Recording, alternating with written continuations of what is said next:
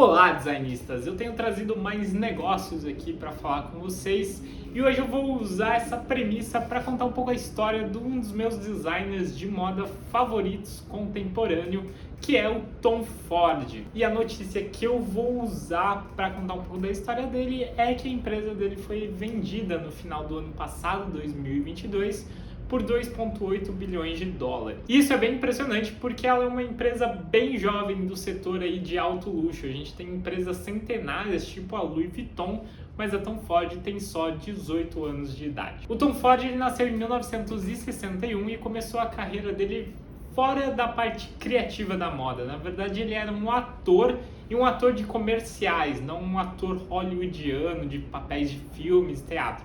Ele era um ator para comerciais e a história que ele conta é que uma vez ele estava lá na preparação, né, fazendo a maquiagem, fazendo o cabelo, e um cabeleireiro virou para ele e falou que talvez ele ficasse careca. E isso fez ele perceber que ele ia perder aquele emprego, porque talvez ele ficasse careca, e fez ele querer mudar ali de direção. Por isso, ele entrou na Parsons, que é uma escola de moda bem famosa lá de Nova York, mas na verdade lá ele foi estudar arquitetura. Mas foi lá na Parsons mesmo que ele descobriu esse interesse dele pela moda, onde ele ficava ali, segundo ele mesmo, mais tempo desenhando as roupas dos bonecos da maquete do que de fato se preocupando com a construção ali arquitetônica de uma maquete, por exemplo. E por isso ele nem tentou a arquitetura depois de se formar, ele já foi direto ali para a moda no seu caminho profissional. E nessa época ele conheceu o Richard Buckley, que foi o marido dele até 2021, quando ele infelizmente faleceu. E o Richard, ele era editor da Vogue Homme. E o Richard conta que o Tom Ford, nesse período, quando eles se conheceram, era um cara muito ambicioso, que dizia que faria milhões em pouco tempo e que ia mudar a história da moda. E trabalhando ali em Nova York, criando esse network, em 1990 ele foi chamado lá em Milão para fazer parte da Gucci, não como seu diretor criativo,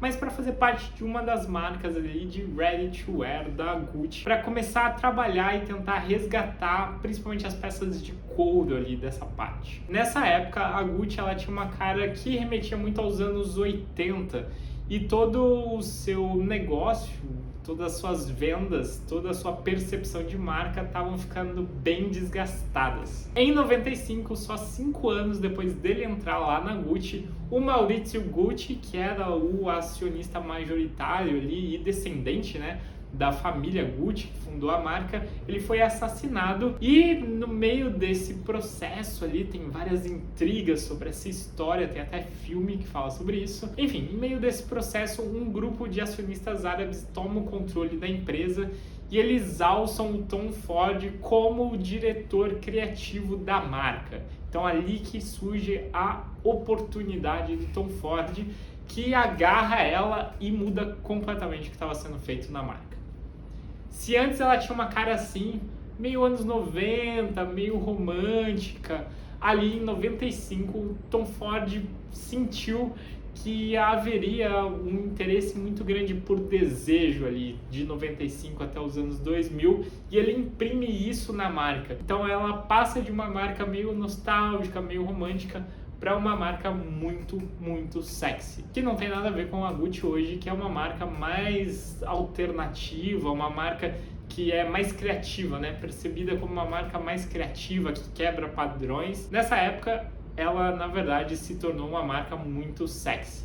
E com várias campanhas bem problemáticas e bem provocadoras, ele consegue posicionar essa marca com essa percepção de mercado e fazer a Gucci sair de um declínio econômico para uma marca de bilhões. Só para dar um pouco da ideia da porcentagem de diferença que o Tom Ford fez, no primeiro ano que ele assumiu a cadeira da marca, as vendas da Gucci subiram 90%. Então quase dobrou só de ter trocado a direção criativa.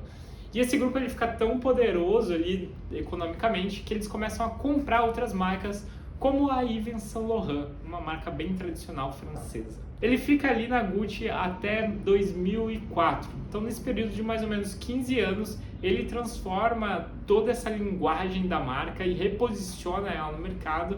Eles adquirem outras marcas E nesse período tem uma coisa muito importante que acontece, que é quando ele começa a parceria de negócios dele com Domenico De Sole. Então, se o Tom Ford vem com a visão criativa, essa visão de transformar a marca numa marca desejável ali, que entende o período que está vivendo, o momento, o Domenico, ele tem a parte da execução ali, ele é um executivo, né, um empresário que vai também cortar gastos, renegociar várias coisas.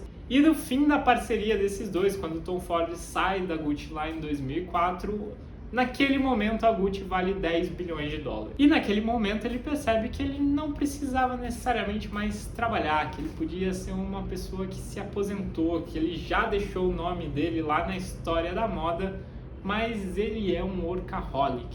E no ano seguinte, em 2005, ele acaba voltando a trabalhar e lança a própria marca.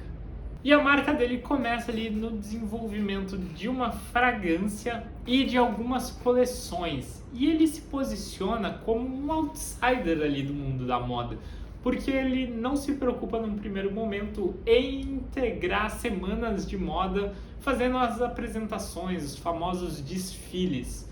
Ele começa ali um negócio, de certa forma, modesto, pequeno, tentando se posicionar ali como esse outsider e trabalhando aquela linguagem da sofisticação, do luxo sexy. Ele mantém isso como a sua identidade da marca, e eu acredito que esse foi o traço autoral que ele imprimiu na Gucci, que a Gucci mudou nos últimos anos, mas ele trouxe esse traço para a própria marca. E mesmo depois de integrar os desfiles de semanas de moda, né, da marca crescer, ele começar a achar que aquilo era interessante para expandir ainda mais a marca, ele se posiciona de uma forma bem seletiva em vários pontos. Então as coleções não são gigantescas, elas têm um número reduzido de peças. Ele trabalha um traje mais clássico, né? Ele tenta dar uma versão contemporânea e sexy de um look clássico. Para ele, o cliente dele é uma pessoa do mundo, né? Uma pessoa cosmopolita, que viaja bastante, conhece várias línguas. E para manter essa imagem, para valorizar ainda mais esse brand da marca, ele não aceita vestir qualquer pessoa para os eventos, por exemplo, das famosas calçadas da fama ali, para os eventos de Hollywood, para as premieres de filme, para o Oscar. Ele não veste qualquer famoso, ele se recusa, ele não deixa a marca dele vestir famosos que ele não quer, mesmo que a pessoa ofereça dinheiro para participar. E com isso ele foi construindo essa mítica e essa valorização ali da marca dele. E parte do como ele organizou essa trajetória até chegar nesse ponto foi crescer pouco a pouco a marca. Então ele começa ali com um perfume e moda masculina, porque segundo ele mesmo, moda masculina não muda tanto, né? Você não precisa jogar fora toda a sua criação, é mais uma questão de detalhes. E aí ele começou primeiro com alta costura, né? Com uma coisa sobre demanda, depois ele partiu para o ready to wear. Aí depois que ele entra na moda feminina, e aí ele reaprende, né, como faz a moda feminina da marca dele. Depois ele avança para maquiagem, para acessórios, e essa marca vai crescendo ali em portfólio e também vai ganhando aqueles aspectos míticos ali do mercado, de ser uma marca que não participa de desfile, até que uma hora participa, de ser uma marca que não veste todo mundo, que isso ele mantém até o fim.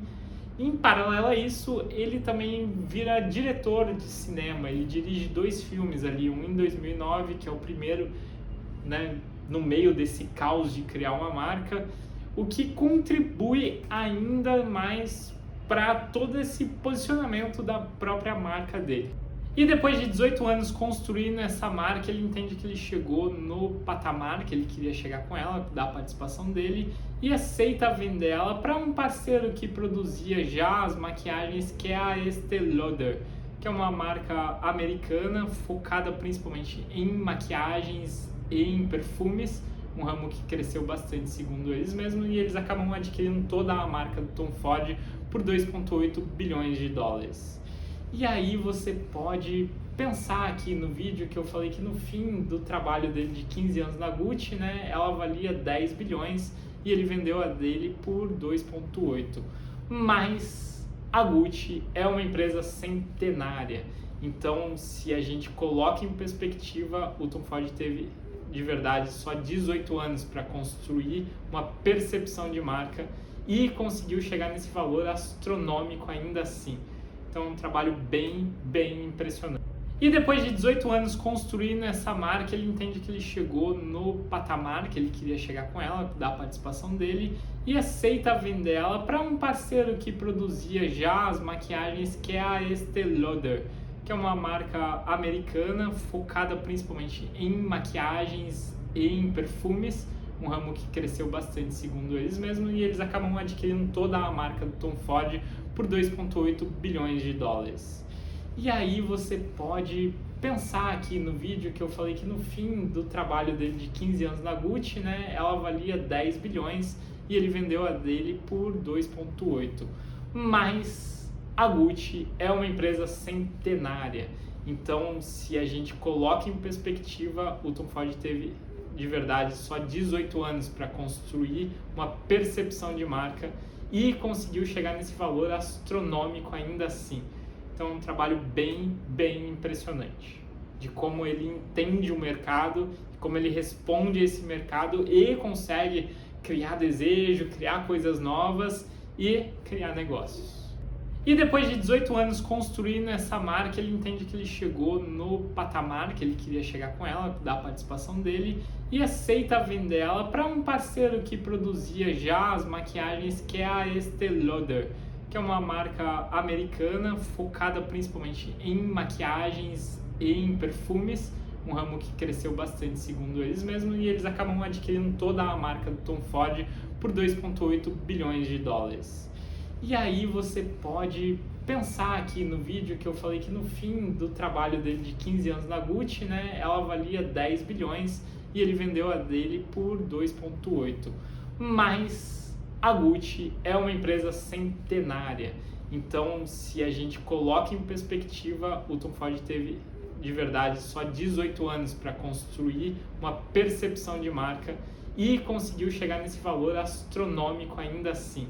Então é um trabalho bem impressionante de como ele entende o mercado, como ele responde a esse mercado e consegue criar desejo, criar coisas novas e criar negócios.